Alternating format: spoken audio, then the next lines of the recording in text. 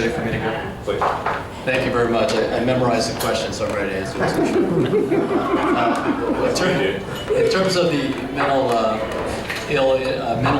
illness intervention for employees, a couple of years ago we had a real big problem with deputy suicides, and we have a very well-developed employee support services program, and we've become very aggressive to reaching out to our employees and letting them know that it's okay to ask for help, and not only that, being proactive and providing help even if they don't ask.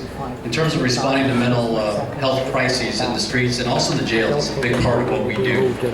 We do have mental health response teams where we partner with deputies and clinicians together on the streets when we have a mental health crisis to help intervene. We don't have enough of those. We have provided extensive training to those teams, but also to our patrol deputies at large, so they're better prepared. We just did a big training program with that, so they're better prepared to deal with the encounters with the mentally ill, so that it doesn't result in a use of force or an unnecessary arrest. In the jails, we have the largest mental hospital, basically, in the country, in our county jail system. And we have folks that are being arrested because, quite frankly, a lot of agencies don't know what to do when they encounter mentally ill on the streets. And what I would like to do as sheriff, and what I plan to do, is implement the mental health response teams within the jail environment as well, where we partner, again, deputies and clinicians, so we can respond to those crises instead of immediately resorting to a tactical operation where we have the use of force. It is a significant problem facing law enforcement everywhere, not only in Los Angeles County. It's going to continue to grow, and we need to get out in front of it. Thank you. Please, Lynn. Okay, I'd like to break this answer into two components. First is mental illness as it relates to the jails and custody.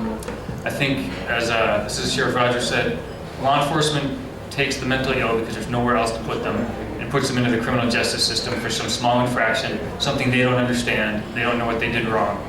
And as sheriff, I would lobby the Board of Supervisors to get the Department of Health or Mental Health to get a separate bed and a separate facility where those folks can be diverted from the criminal justice system and not go into the jail where they're forced to deal with conditions that only exacerbate their mental illness. Secondly, we put the deputies in the jail in a lose-lose situation by putting the mentally ill in there, because the deputies really don't have sufficient training to deal with the mentally ill. The situation escalates and then you hear about lawsuits or what happens there. The second thing is on patrol or in the streets and how the deputies interact with persons who suffer from mental illness. I want to see an intensive training component in the academy, and I want to see the deputies come out of the academy and go into the street and learn to deal with people, learn to de-escalate a situation, learn to get people resources they need, not come straight out of the straight out of the academy and go into the jails. So I think mental illness is a disease, obviously, and we don't need to criminalize it and keep locking people up and just have this big circle, this big revolving door for the mentally ill. So I've used my position as sheriff as a bully pulpit, so to speak, to lobby for better health services for the mentally ill. Those responses were well said, and so since I'm last, there's not really much more to add other than I think there is uniformity on understanding the problems we confront with mentally ill patients that we confront. And so it's a matter of asserting effective policies. So it's one thing to know what to do, but as sheriff, you really know you need to be effective in making sure it's done, because you see uniformity in the belief of how to handle it, but there have been failures as far as actually implementing them. And so as sheriff, we need to make sure that we actually implement these policies that are a priority. It has to really do with prioritizing putting professionals who know how to deal with the mentally ill in a position to deal with them. And as Lou had mentioned, oftentimes you have young deputies who are not experienced with mentally ill. They do an excellent job in adapting to the situation, but we truly do need to put them in a position to succeed where we have mental health professionals working side by side with our deputies. And as far as having deputy sheriffs deal with their own particular mental crises, we have employee support services, Mr. Rogers had mentioned, that are very effective in dealing with these crisis situations. And we have policies where we ensure that after a critical incident or a crisis in the family or something to that effect, that they get appropriate services that are available. Okay, thank you all. I'm going to open the floor in just a moment, but I'm going to ask one question of all of you, and rather than say to you, well, we have this issue in Santa Clarita, we have that issue in Santa Clarita, and I apologize, Lou, you're a little bit at a disadvantage here. I'd like to know what you, as a candidate for sheriff, all of you, think about our community. What do you know about our community? What are the problems that you are aware of in our community? What are the good things, and where do you see the sheriff's department in our community? Because Los Angeles is one of the most diverse jurisdictions, if not the most diverse, and I'd like to know what you think for the issues here in Santa Clarita. Are you good if we just rotate who goes first? Yeah, sure, go ahead. And then Good idea. that'll be fair. Well, I don't think I'm at a disadvantage. This is my backyard. This is where I live. I'm on the town council in Agua Dulce. Santa Clarita is where my kids go to school. And as far as what I think the issues are in Santa Clarita, you have the mental health issues. We're talking just strictly criminal issues. You have the huge wash here where a lot of the mentally ill and the homeless go and stay, and we need to get them the services. And while the sheriff's department can't be social workers or mental health workers, they can marry them up, or the people that need the services, with the social services that are out there and match them up to get the services they need. The second thing in Santa Clarita is our young adults and our teens that have a little bit of time on their hands and get involved in drugs and I'll just call it mischief. We need to have a presence in the schools, and not an enforcement presence, but a mentoring presence where we can guide the children and help them make better decisions. The third thing that I think, being a resident out here, is that the Santa Clarita Valley is so big and so populous now that it really needs to have its own public safety center. You know, the helicopter shouldn't be coming from Long Beach. We shouldn't be waiting for people coming from other parts of the county for our services. It should be a centrally located public safety center. I would like to see that happen. We need to make sure our priorities are consistent with our community here. I currently command all of the patrol operations. I'm aware of all the issues that are at hand for the Santa Clarita Valley. Expansion and growth is something that we need to forecast and plan in a smart way so that there's proper services available, public safety, mental health, all of the amenities that come with expansion of an area. We need to make sure that the Sheriff's Department is on board with understanding what is required to maintain and uphold public safety in a real and an effective way.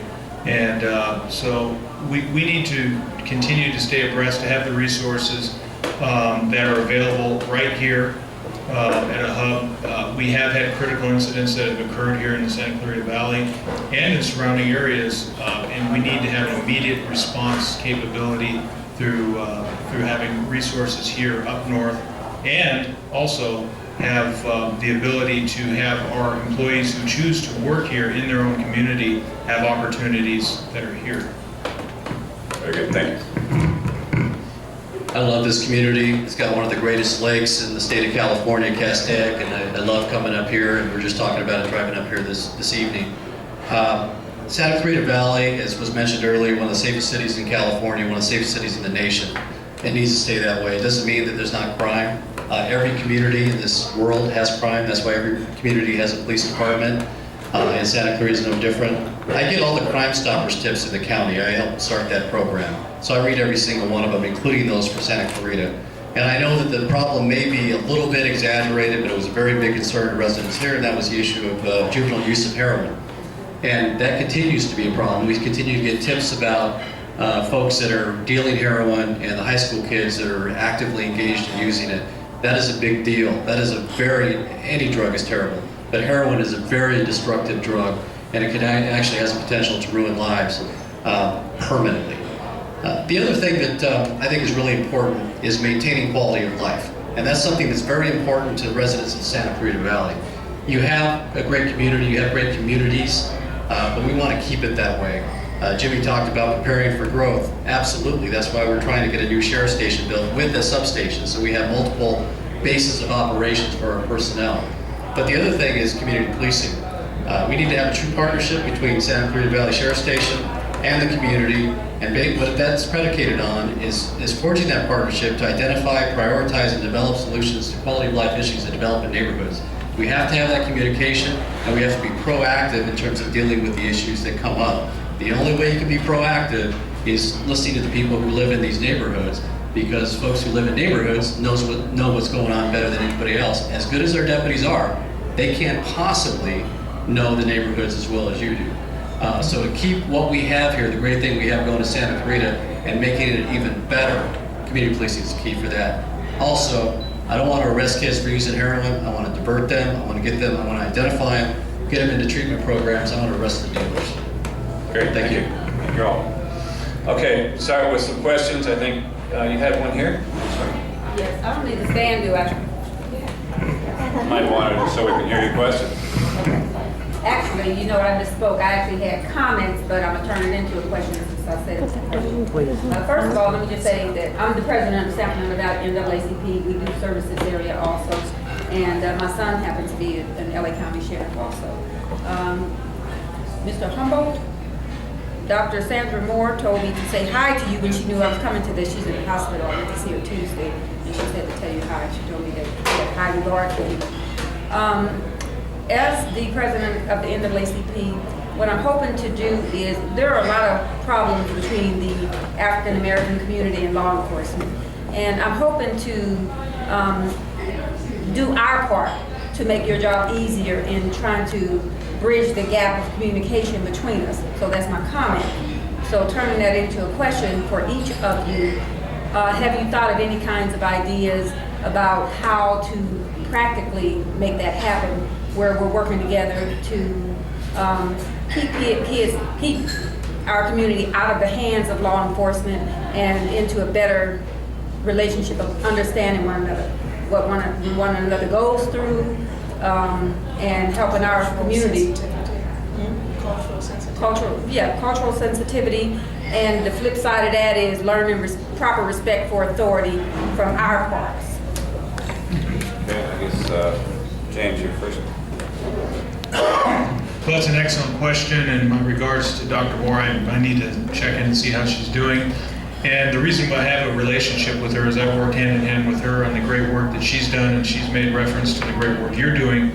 And that's what my campaign is all about. When I made the announcement that I was running for sheriff in front of First AME Church, I had leaders also from West Angeles Church and a lot of the local churches. And the reason they were behind me was because of the work I've already done.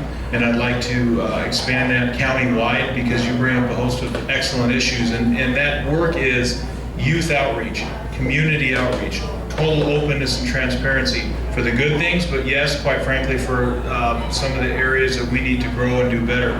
And so the specific plan to do that is by engaging our youth in their civic duties and responsibility, but they don't speak that language. I have 3 teenage sons, and if I start telling them about civic responsibility and duty, they look at me as if I'm crazy. But if I tell them that they can join the Sheriff's Explorer program, I get deputy sheriffs who enjoy athletics coaching at the local high schools, at the local schools.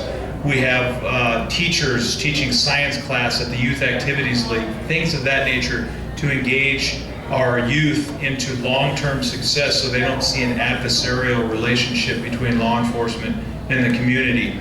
And then on our end, ensuring it works 2 ways, because now our deputies are also seeing our youth as somebody very positive as opposed to an us versus them mentality. So when we resolve all these issues through this kind of outreach, that's the long-term plan for success, and it's proven to work, and I think taking that model countywide will really show a lot of success, not only in the short term, but for long-term growth and responsibility throughout our community. I'll give you my sense of cultural sensitivity. I was raised by a single mom in Carson, one of the most diverse communities in the state of California. I was also raised by my grandmother and my grandfather, who was an immigrant from Chihuahua, Mexico. And I saw discrimination that he experienced. He was a primary role model in my life, and he was a giant to me. But when I saw him in the workplace, I saw how he was mistreated by his bosses. I also have a sister who's born in Tijuana, Mexico, who was abused in the foster care system, both in Mexico and here in the United States. And I went with her through the naturalization process, she was, even though adopted through LA County, she wasn't an American citizen, so I went through that. Grew up in Carson. I became the captain, the chief of police for Carson. Again, we have all these communities. We have African American, we have Hispanic, we have Pacific Islander, we have Filipino, we have Caucasian. And I made the decision to be the captain for everyone. And as sheriff, I'll be sheriff for every community. And the way I accomplished that was going out to every neighborhood that we had in the Carson area, 120,000 residents, and I met with them all. Sometimes in good times, sometimes in bad times. We had deputy-involved shootings, we had murders, and people were upset. But I never lied to anybody, I never took sides, I never favored one neighborhood over another. I went to them all, and I took my deputies with me so we could forge those partnerships. If you have relationships, you meet eye to eye. If the community, African American or whatever community it is, meets eye to eye with the deputies who serve them, that relationship develops, that trust develops. And while other stations were experiencing issues, I had the president of the Carson NAACP on the Carson Station Support Foundation, Olivia Barrett, who's still a dear friend and supporter of mine. When I left Carson Station, there was a newspaper article. They called me one of the most trusted leaders in the community. All 7 elected officials to this day are endorsing my campaign. So we made a difference there. We made partnerships. The thing that I'm proudest of is that they trusted us. Every ethnic community in Carson Station service area, the most diverse in the state of California, trusted me, trusted my deputies. And that's what I'll do as sheriff. Thank you. To bridge the gap and have a better understanding, and I covered this before, is I definitely want to see young deputies come out of the academy and not go into the jail where they get this us versus them mentality, meaning deputies versus the community, where they're interacting in a mindset that everybody's an inmate, so to speak. I want to see them come out of the academy, go out in the street, learn that they're doing with their sister, their mother, their cousin, and get involved in community policing. Learn to develop relationships and hold them accountable for going out in the community. And all too often, law enforcement, we like to get up there and tell the community what they think they need and what we think needs to be done. My expectation would be that my deputies and my command staff would go in the community and listen and find out what, it may be perceived a real issue, but to listen to what the issue is, because perception is reality. So I want to have open lines of communication, and I'd want to make sure that that communication was two-way, not just one way coming from the sheriff's department. Good, everybody? Sure, go ahead. Oh gosh. Doesn't have a lot of room there, so go ahead. You're fine. Go ahead, shoot. Well, first of all, thank you guys for coming. I appreciate you being here. I do come from the perspective of the streets when it refers to people that have mental illness. I work with people, primarily I work with adults and their families. And so one of the things we talked about just this morning is how overwhelming and confusing it is to family members when they have a loved one that enters your system. Not even addressing what happens to them once they're in the system. So I'd like to know what your thoughts are about what you can do to, certainly you can't welcome them into, but what can we do maybe on the mental health side to partner in a way that lays out kind of like a roadmap? Well, first you go here, and then you go there, and then you need to make copies of blah, blah, blah, and the booking number. And, the family is usually in a heightened state of anxiety, or they would not have called you in the first place. So there's the emotions that's attached to making the decision to call for law enforcement against, from their perception, one of their own children many times, or sibling. And what will be the outcome? And where do they go? And should they follow behind? Do they go? What's going to happen next? They don't really want them in jail. They just want control of the situation. So What are your thoughts as to how we can better partner, prepare families, maybe make a handout or something? And also, we're working on things we could do to train law enforcement. And I just want to mention, I know I'm going like too long because this is like 2 or 3 questions in one. But you mentioned, I forgot your name already. John? Todd Rogers. Todd, you mentioned that there's clinicians riding with law enforcement. I would argue that they're not present at all in the entire service area 1, which is the entire Antelope Valley. I'm not so sure that it exists at all in the Santa Clarita Valley. So I don't know where those people are that are riding with law enforcement, but they're certainly not visible in our neighborhoods. And so, you know, I commented earlier to one of the gentlemen about one of your own, Captain Ford, saying publicly in a meeting in Antelope Valley in December that was held on the sad state of mental health services in the Antelope Valley, and his comment was fully 1/3 of all the 5150 calls that the LA County Sheriff Department receives are in 3 stations: Lancaster, Palmdale, and Santa Clarita. 1/3. That's huge, and we don't have anybody riding around with law enforcement. So, Okay, let's let him answer the question. Well, the resources we have are countywide teams. We don't have enough of them, and they do deploy countywide. So they do deploy to Antelope Valley, Santa Clarita Valley. It just depends on their availability, and it's an overwhelming problem. It's not just overwhelming for the families, it's overwhelming for us too, and it's a growing problem. What we need to do to respond to that is a continuum of services. The LA County Sheriff's Department can't do it by ourselves. Just like when I created the gang diversion team, I needed to reach out to community-based organizations to help me do that. We couldn't create those services within a sheriff's station, but we can partner with folks. And what I want to see, and what we need to do a better job of, is having that continuum from the time the deputy gets a radio call for service and we go out and intervene. Now, we don't always take people to jail. We try to take people to mental health hospitals to get them the 72-hour treatment or observation that they need. But sometimes arrests have to be made. But when that happens, I said earlier, I oversee the department's budget. What I'm doing now is providing resources to our custody division to create a mental health bureau. And that's to provide the services in custody. You could also liaison with family members of those in custody who have significant mental health issues. And then we need to have a further continuum of re-entry. Because eventually, people who come into our custody, all of them, whether they have mental illness or not, are going to go back into the communities. And our community transition unit needs to do a better job of, again, connecting with services that are on the streets to make sure that we close the loop on that. This has to be a community response to a community problem. It can't just be law enforcement. It has to be all of us working together. This has been a historic problem since Governor Reagan. We all know the history of it. We need to get back to recognizing this as a public health crisis, and we need to get folks into the treatment they need.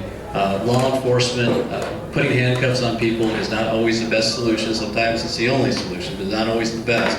And putting people in jail and creating Men's Central Jail or Twin Towers Correctional Facilities, the largest mental health hospital in the state of California, is not the solution. Thank you. I'd like to give you one specific detail where the deputies are in the street, because really that's what your question was about.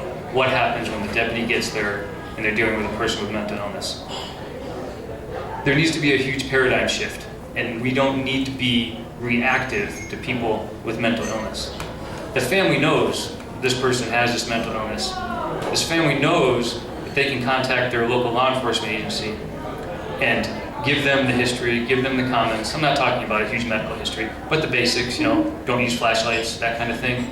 And that, the technology is there. We do it, at least in another law enforcement organization I know of, we do it for places that always make complaints against the officers. You can easily do it with the same technology, do it for people who suffer from mental illness. So that the deputy, the responding deputies, they know if they're gonna need 6 guys, or, you know, you may want one person that's well-spoken and can deal with the person. And they know what resources they need. The contact numbers are for the doctor. You know, the station can already be calling and getting that worked out. There just needs to be like I said, a paradigm shift, a change in how we do things. Instead of being reactive, okay, someone called 911, let's go there and deal with it, and the quickest way is to take them to Olive View or somewhere else and be done with it. We need to stop that. It needs to be more of a help or an assistance. not a straight to enforcement. Thank you. Yeah, the reality is all law enforcement agencies are placed in this same situation, so we have to be best prepared to have our frontline personnel deal with the mentally ill. At the end of the day, all agencies have to confront the exact same people. We've had incidents where law enforcement agencies are driving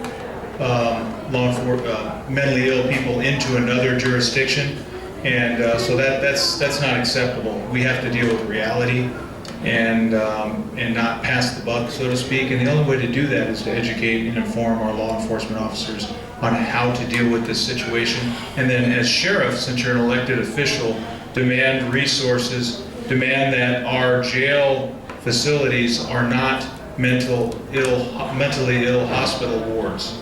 And that's currently what they are. As you know, Twin Towers is bustling and overcrowding with mentally ill patients, and that's not the appropriate spot for them. They need to be with professionals who actually can deal with their needs. Thank you all. Okay, questions? Mark? Yeah. Hi, Mark Archuleta. Thank you, all three of you, for coming here tonight. Really appreciate it, and supporters and wives. So when I'm watching this race, I'm seeing a big division here on whether or not this is the direction that Baca has taken us. Is it an institutional problem? And therefore, is it better to have somebody from the outside to solve it, or somebody on the inside to solve it? So I'm interested in hearing your opinion on that. Well, I'll be glad to tell you my answer. And I can tell you what they're going to say. Okay, sorry. Well, I guess why, right? Obviously, why? Well, I think part of the problem, I'm an outsider. I don't want to attack anybody here tonight. And I'm talking about the institution of the Los Angeles County Sheriff's Department. And that is, all organizations are resistant to change. What you always hear is that, why are we doing this? Well, that's the way we've always done it. And then everybody moves forward doing the same thing the same way. I think we're at a point with the Sheriff's Department where there's only been 4 sheriffs, now 5, since, 1932, where there needs to be an outside perspective and some fresh set of eyes that can look at things from a totally different point of view and say, well, why are we doing that?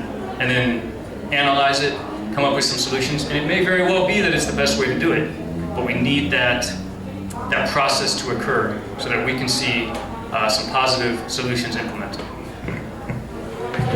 Thank you. I think it's a fair question, and we should look at whether it's more effective to have an outsider or an insider. And at the end of the day, I think that's what the race comes down to. Is it better to have somebody who wants to bring in their perspective to the organization? And the question would be simply, do they understand the organization? Are they going to be able to implement those reforms?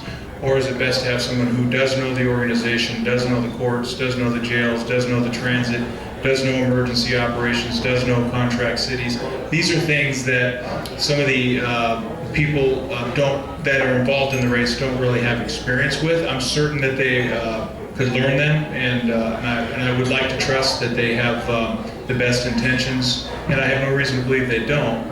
But that's a separate question for how effective they would be. So I think it's a fair question, and it's likely what the entire election comes down to.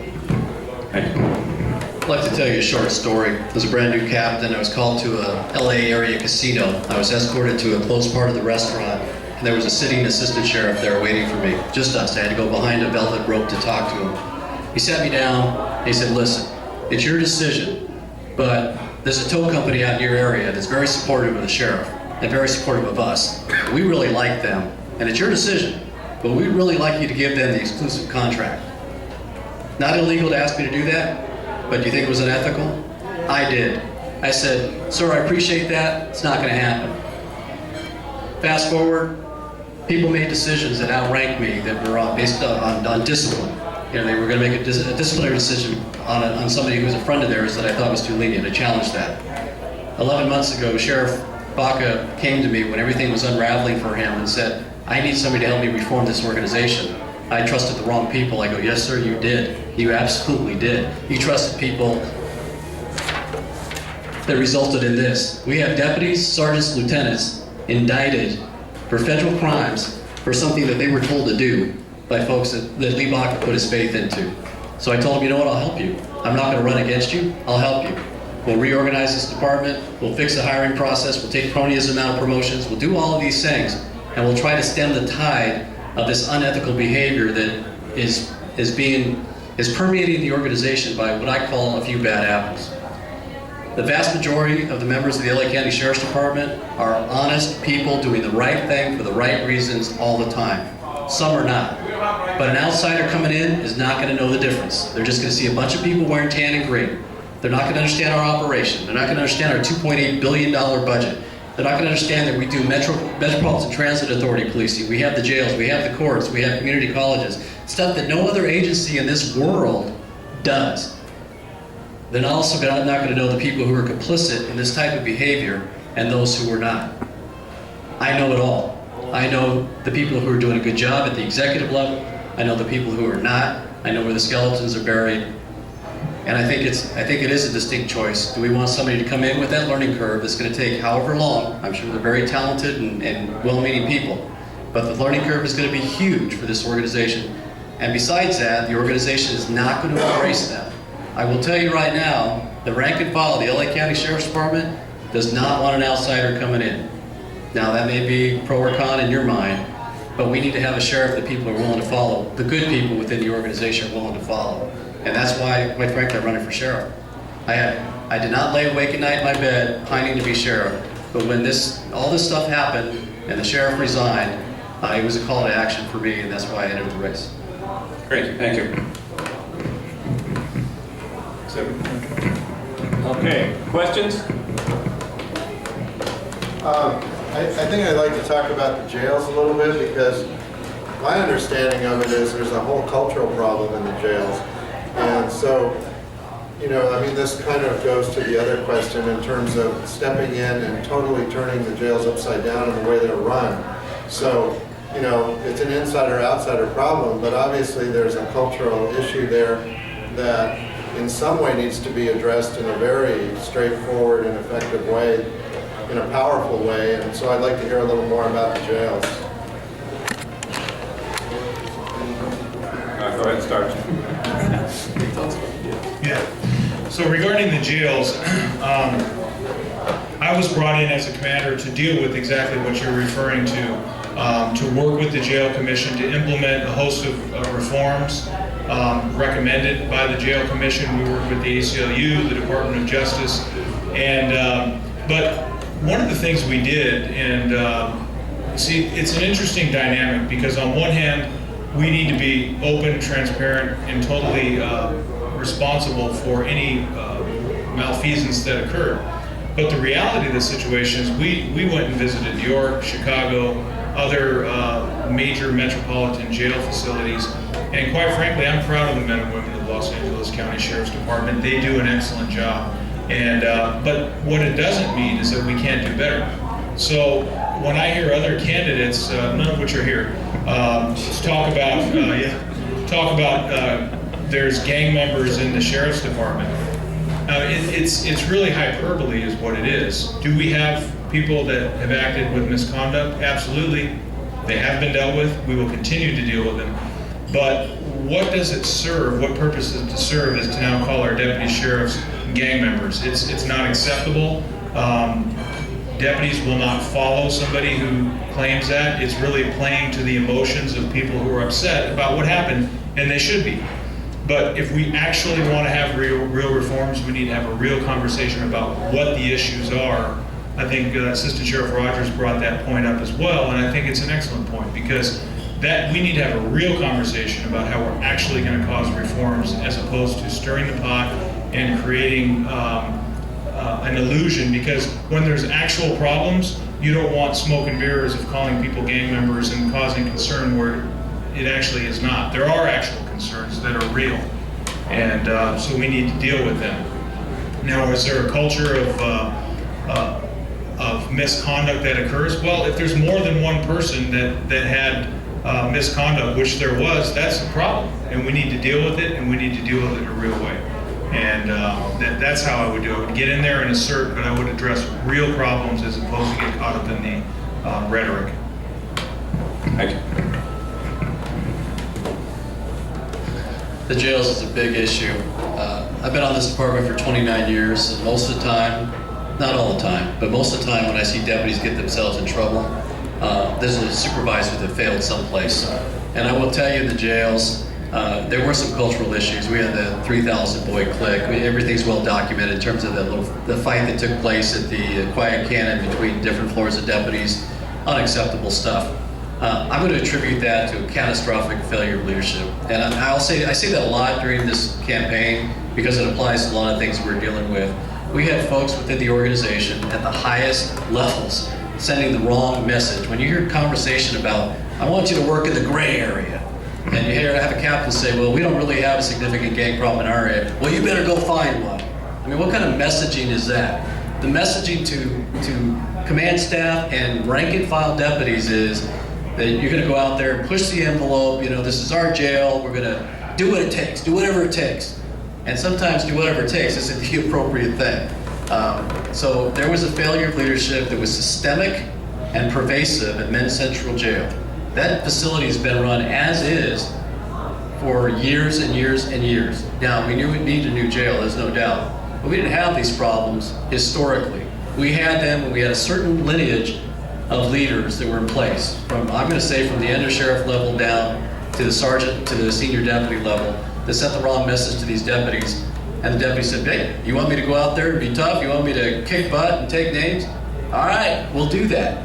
Instead of saying, you know what, let's use force as a last resort. Let's have force prevention as a priority.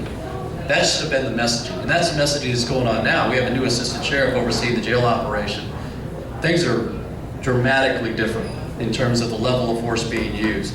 And going back to my earlier statement, 99% of the time, everything works well. People are running the facilities the way they need to be run. But we did have that period of time, and I'm not naive. We still have folks in the jails that probably don't get it and need to be dealt with. But the way we deal with that is through proper supervision. I had a deputy who was a member of a clique come out to my station and got fired and got his job back. And I won't name the clique or the station, doesn't matter. I said, you know what? We have folks that are shot callers at this station. They're called sergeants, lieutenants, and the captain. As long as you understand that and don't try to, override that, you're going to get along fine. And you know what? He got the message, he did the right thing, and he's moving on with a successful career. Leadership is key. Thank you. One more. Okay, agreed? Agreed. It is his anniversary. But no, it's Easier than you thought today. some solutions I'll offer, Steve, right? If any of you own a small business or been involved in a business or a small company, if you have an employee doing a job that they don't want to do, you get less than stellar performance. And that's what you have right now at the Sheriff's Department. Not everybody, but a lot of people, they want to go out, they want to go out in the streets, they want to become a deputy, fight injustice, and now they're serving burritos and turning keys. And they get disgruntled and they get unhappy. We need to professionalize that staff, the custody staff, and put people in there that want to be there and make sure that there's a path for them to work up. And obviously we're going to need deputies in there still for custody and transporting to courts, etc. But really, that's one solution. Another solution, and it's more big picture than the actual nuts and bolts of the Sheriff's Department, but 30% of the inmates in the jail could be out because they're pre-trial. They haven't been convicted of anything. So much for innocent until proven guilty. Is innocent until you can pay your bail. Guilty until you can pay your bail. I got that backwards. Thanks for not catching me. Yeah. I was taking a note. Yeah. Anyway, basically these are people that haven't been convicted of anything, but they're choosing not to pay the bond because either they just want to ride it out or they can't afford it. And most of them, they can't afford it. So we need a risk-based assessment. The Sheriff's Department under Sheriff Scott has just implemented, or is trying to implement a plan where they do that risk-based assessment for post-convicted, people that have already been convicted. But really, the biggest population is the people that we can affect, is the pretrial people, and make sure that we let them out based on a risk-based assessment, not on whether or not they can cover the $10,000 or $20,000. So that's two very real solutions which I think will have an impact on the jails. Okay. Before I get to the many hands that are raised up out there, I'd like to ask a follow-up question to all of you. When you're talking about law enforcement agencies and you're talking about the word change, it's a very, very difficult situation. And in LASD, I think you're dealing with, what, 12,000 people, 12,000 sworn?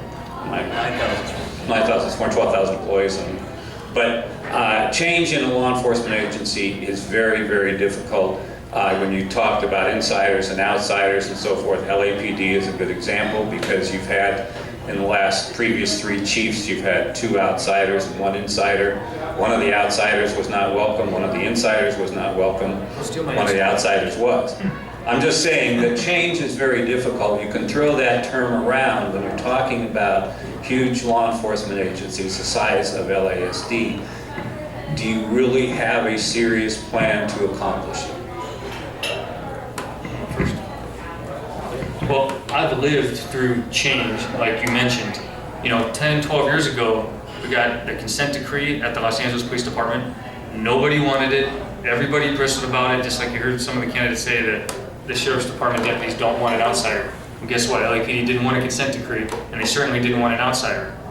But as those expectations were held and implemented, and everybody was held to a standard, an unwavering standard, some of it because of a good chief, some of it because there's a federal consent decree, and really there was no choice. Eventually, everybody came along, everybody that thought the sky was falling, it wasn't falling. Everybody, the hard part, everybody wants to change, but nobody wants to change. That helped them get on that track to change, really those consent decree stipulations. And as sheriff, I'd implement my expectations, which are many, and not waver in those. I'd institute an unyielding stance against secretive and deceptive conduct, for one. And once that expectation is set and it stays, and I think people are going to, what's this guy going to do? And they're going to see what happens when someone crosses that line.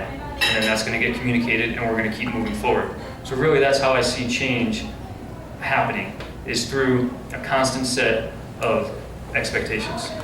Great, thank you.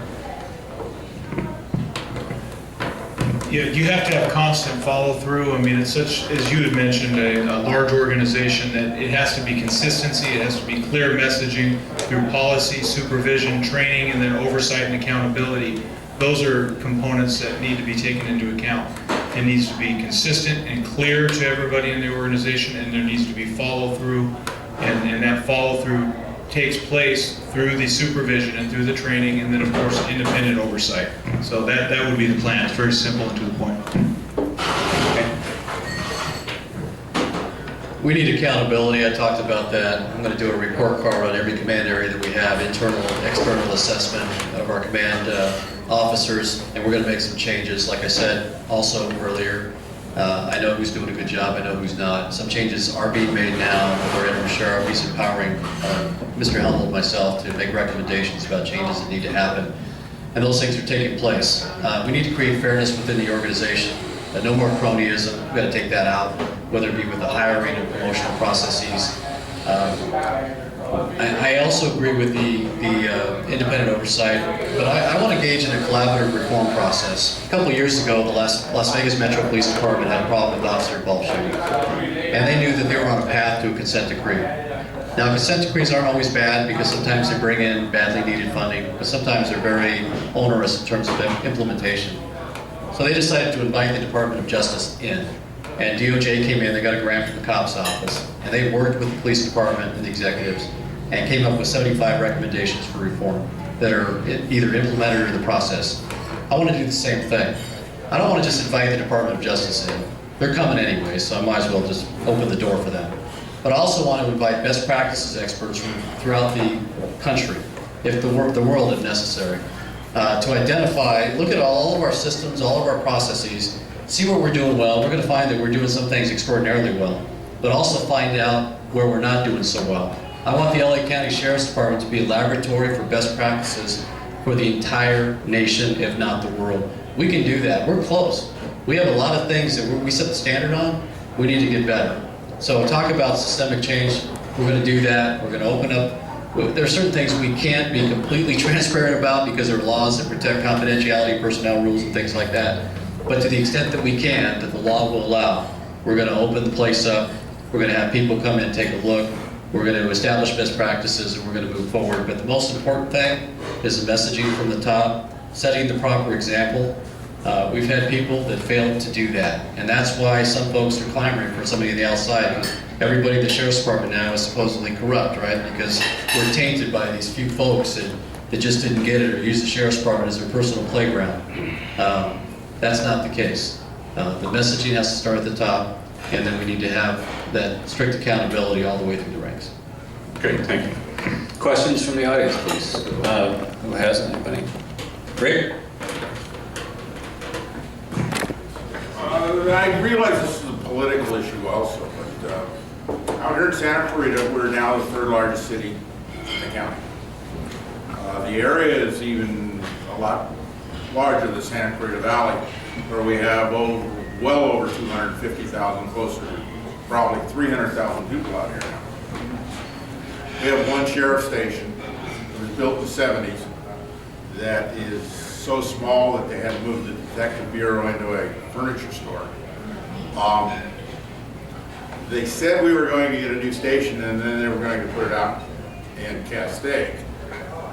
I live on the east side of town, which is almost 10 miles from here, and I'm still in the city of Santa Clarita.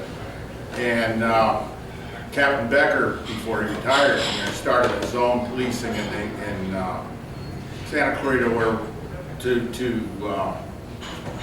make it more, so we were more interactive with the community and all that. But my deal is, what influence would you have to give us a larger sheriff station, substation in Canyon Country, something to deal with? Because this place is huge. You were talking Carson, 130,000 people. Well, we have 200, almost 300,000 people. We have one small station is all we have. What would your influence be, and would that be possible, being sheriff, to try to influence the board of supervisors to improve our facilities? Because you're only as good as the tools that you're given, and obviously our tools are definitely lacking. As I mentioned earlier, we're doing that right now. We're in negotiations with the city and the 5th District to build a new sheriff's station in the city of Santa Clarita, and also at least one substation. I'm also aware there is ongoing conflict between the County Board of Supervisors and the city of Santa Clarita. You know that. Right. So as sheriff, as a countywide elected official, there's a lot of influence. Now, Sheriff Baca was trying to do some of that before he left, and then now it's kind of stalled a little bit. But we need to make sure that we find the common ground between the city and there was also an issue with the selection of the new captain. Probably aware of that. So the sheriff is the neutral party, sheriff to all people, unincorporated, city residents. So is in the perfect position to broker that peace between the two conflicting entities and hopefully make them non-conflicting in the future. But I couldn't agree more. The time is overdue for a newer, a better state-of-the-art sheriff station for the Santa Clarita Valley. We also need the substation presence, so we have deputies who can deploy from the communities they're serving and have the shorter response times. That's a great question. I actually just met with Bob Keller over there at Coco's at Sand Canyon in 14, and he had pretty much the same thing. What are you going to do for me? And I agree that there needs to be a substation and a new whole public safety center out here. I think the bigger issue, and what I'd like to talk about in under 30 seconds because it's somebody's anniversary, is that there's been a failure to plan and be proactive in situations like this. It should be no surprise to anybody here, anybody in the Santa Clarita Valley, or in Los Angeles County, that this area was growing at great speed. But all of a sudden, we're playing catch up. That's why, as sheriff, I want to see a formal planning and research division that anticipates issues such as this. They can be forecast, the budget can be set. It can be an ongoing process, because the county bureaucracy, if you've ever tried to do anything, get a permit to dig a hole and plant a tree, it takes forever. So that needs to be forecasted and planned for, among other things, at the Sheriff's Department. Yeah, it's an excellent point you bring up, and as you know, there's planning and forecasting that is going on for Golden Valley Station, Newhall Station, but we also need a substation, as you kind of described, to make sure that each community has immediate resources and has involvement. I mean, if we're here saying we need total involvement and influence with our community members, we have to provide that venue in order for that to occur. And so the planning does need to take place, but we need to move beyond the planning and the talk about it. We need to bring the county entities and the city entities together and actually have an effective solution to get that done. So it's great that you're bringing that up. And quite frankly, organizations such as this constantly pushing, the elected officials is the way we make it happen together.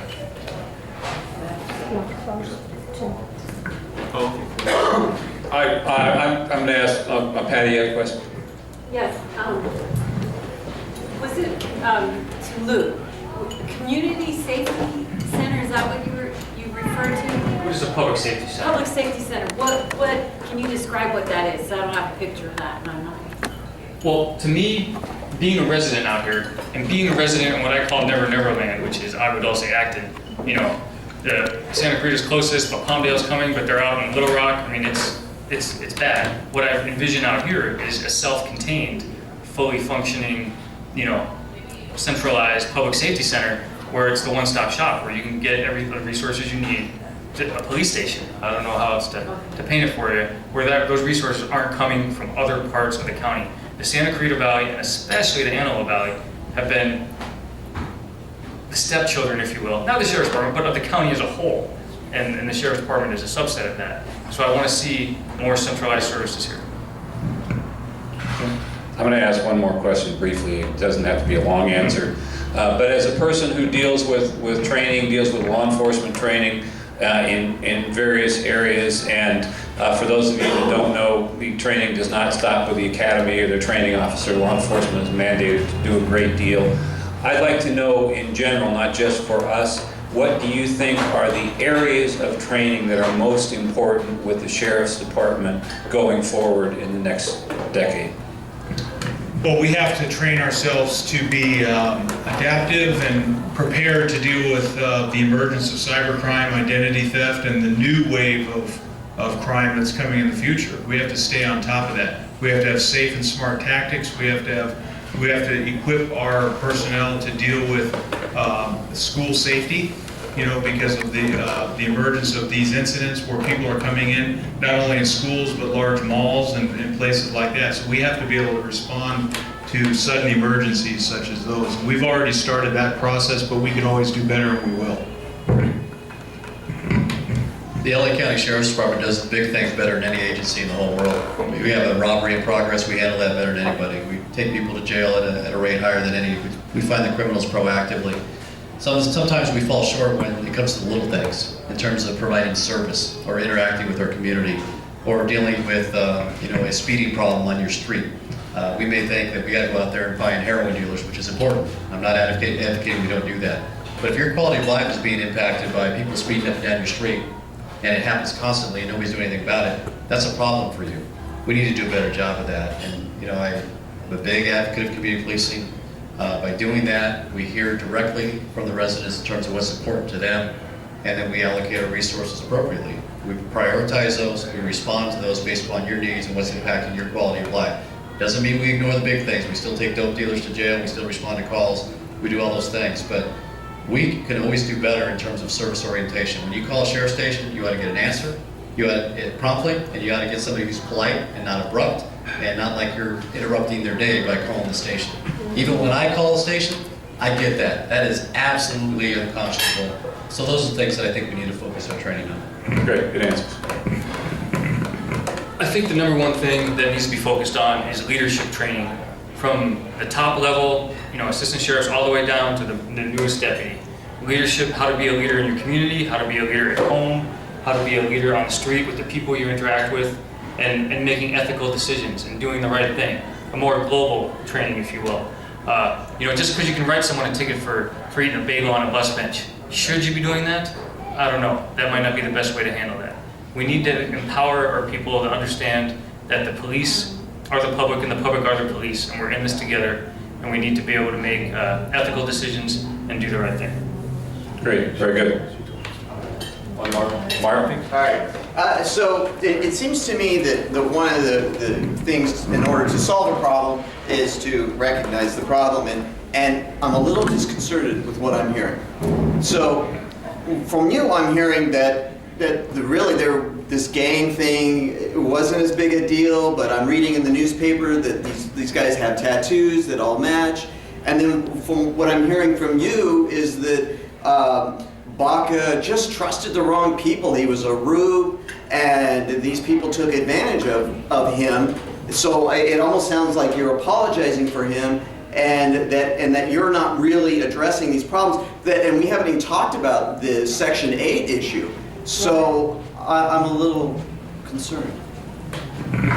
Okay, thank you for your concern, but please don't put words in my mouth, because I didn't say that I'm not concerned. What I said is they're not gang members because they have a tattoo. So certainly, as Democrats, we would protect first, right, constitutional right, which would be, are we now saying that people can't have tattoos? Now, I am concerned of misconduct and will not tolerate it. I'll tell you that right now. But, that seems to me like a gang. If they're all wearing matching tattoos and they're involved in suspicious activity, that sounds like a gang to me. okay. Well, It doesn't to you? I mean, isn't that one of the ways? I'm focused. Is that one of the ways that you identify gangs, though? Is by their tattoos Right. and their affiliation as a I'm focused on misconduct because what happens is, for example, you brought up the AV and the Section 8 issues that were there.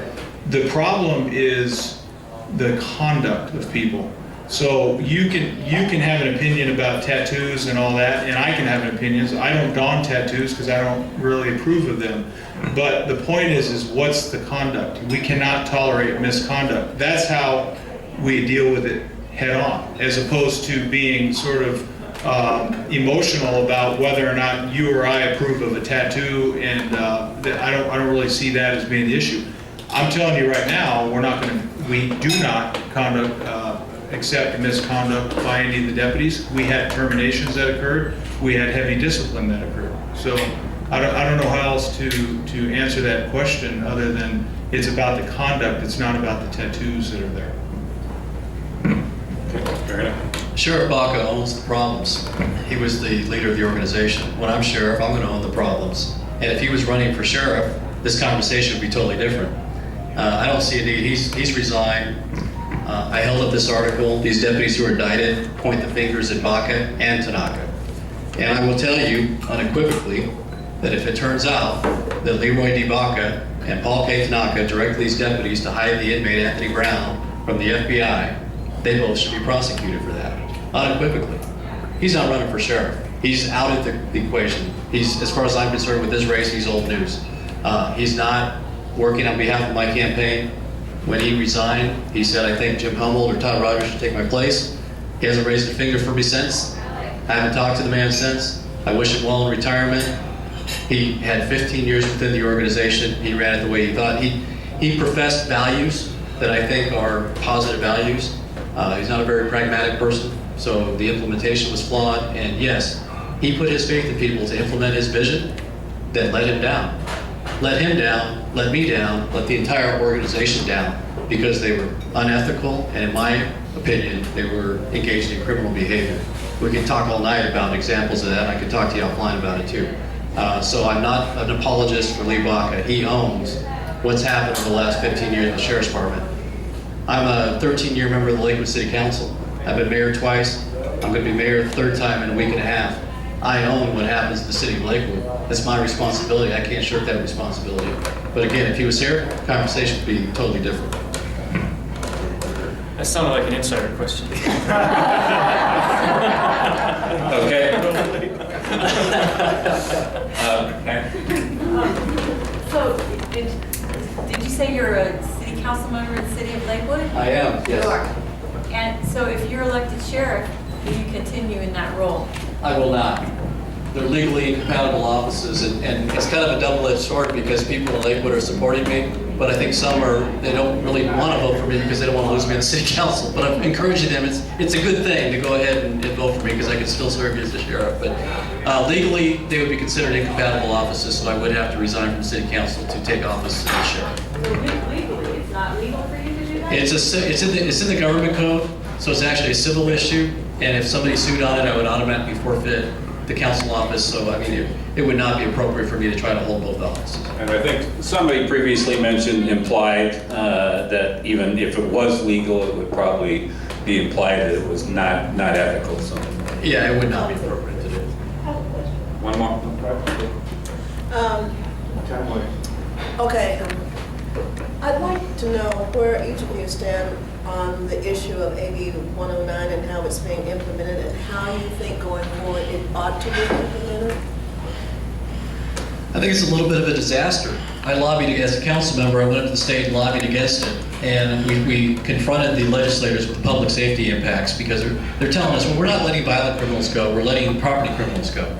But what they don't tell you is that property criminals commit 80% of the crimes that impact our communities. It's the vast majority of the crimes. Of course, we want to keep the violent felons locked up, but I also don't want people stealing your identity and stealing your car and breaking into your house.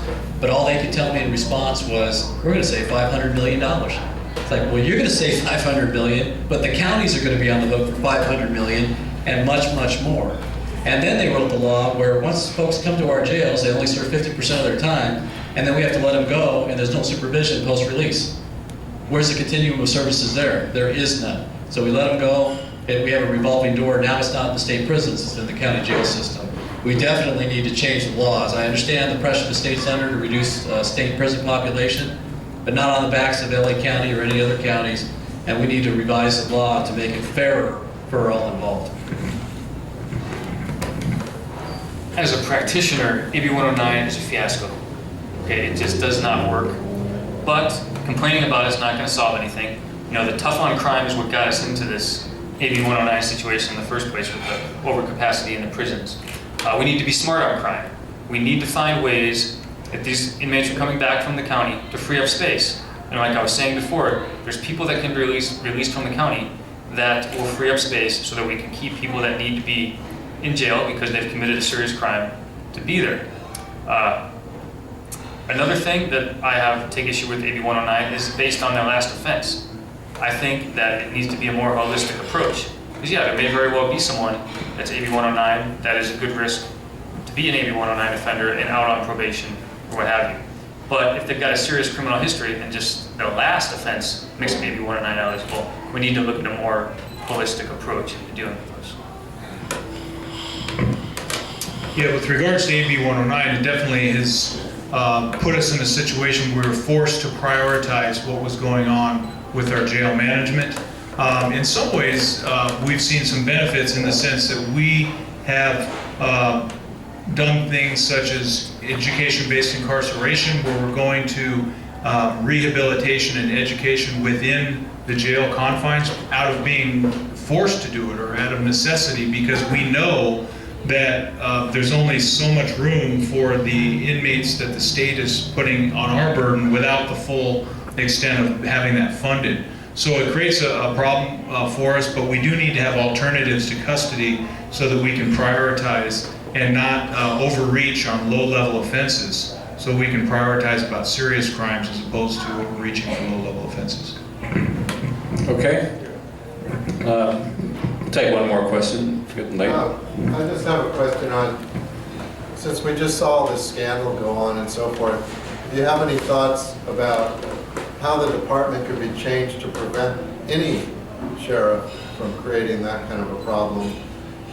And you know, beyond your own tenure, even if you serve 16 years as sheriff or whatever, that after that, it'll still not be possible for that to happen again. I'm wondering if you see some systemic changes that can be made to that end. Because we should not be, you know, vulnerable to a bad apple or whatever. That should not be able to happen. I mean, that shouldn't be acceptable. You know, you may be a great sheriff, may all be, but then what? You know, so that's what I'm saying. Well, that's where the key of oversight comes into play, because then you have the redundancies within the sheriff's department that are there, but when you have independent oversight, then it brings to your attention issues that should have gone noticed. And the commanding officer of Men's Central Jail, who's ironically now, you know, bringing up the things that he said he knew were going on, was in command when that all occurred. So we're wondering, what were you doing during the time that you were in command of that operation? So it was failures of leadership and then failures of accountability to hold that person, and then the lacking of oversight to then bring it to the attention of what is it you're doing. So we need to have key inspectional aspects that trigger knowledge of the fact that you have failures of leadership and some of the things that had occurred.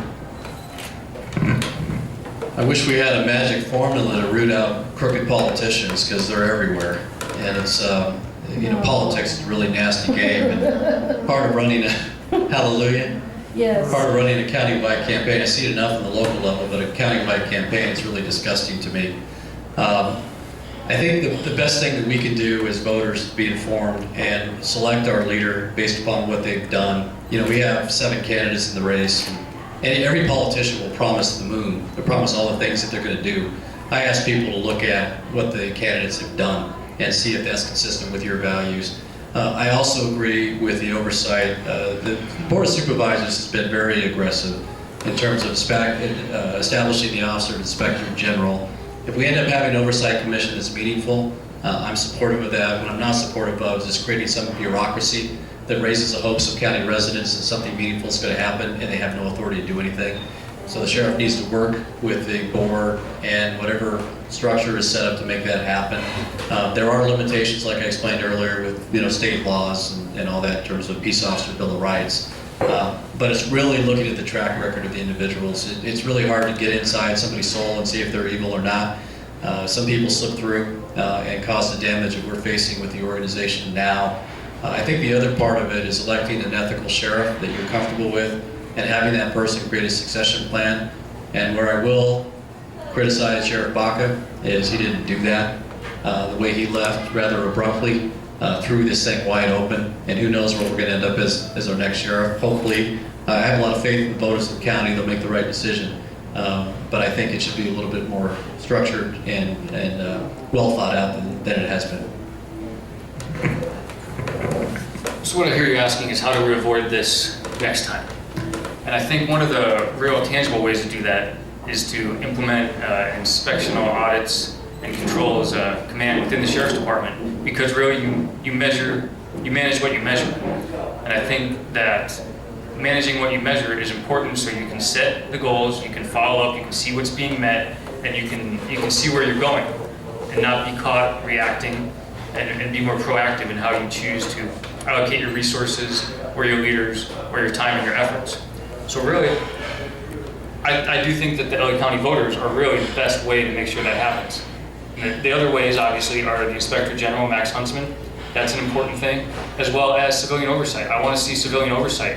Whether it has teeth or not, I don't want to say it's irrelevant to me, but it shouldn't matter. The point of the civilian oversight is that the community can see what's going on.